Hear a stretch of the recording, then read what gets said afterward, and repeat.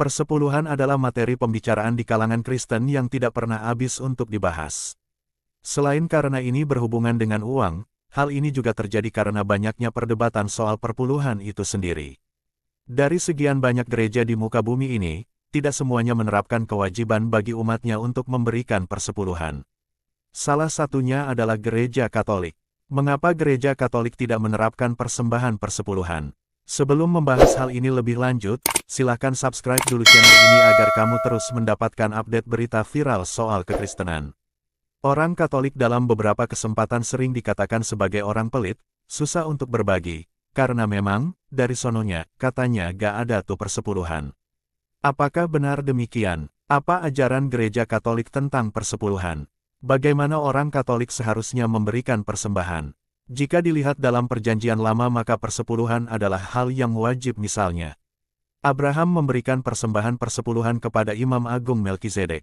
Juga dikatakan bahwa persembahan tersebut adalah sebanyak 1/10, yang menjadi suatu ekspresi akan pengakuan bahwa semua berkat berasal dari Tuhan. Dan peraturan ini juga ditegaskan di dalam kitab Imamat pasal 27 ayat 30.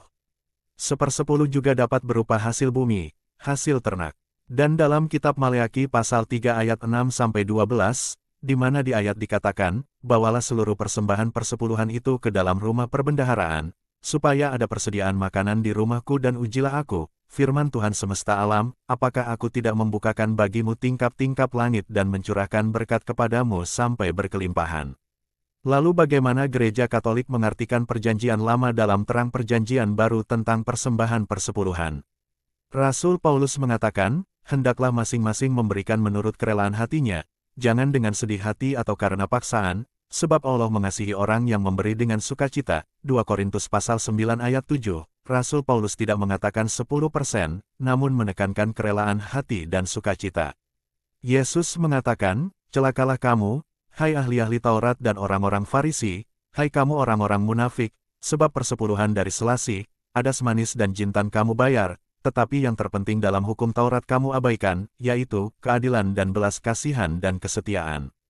Yang satu harus dilakukan dan yang lain jangan diabaikan. Yesus menekankan akan hakikat dari pemberian, yaitu keadilan, belas kasihan, dan kesetiaan.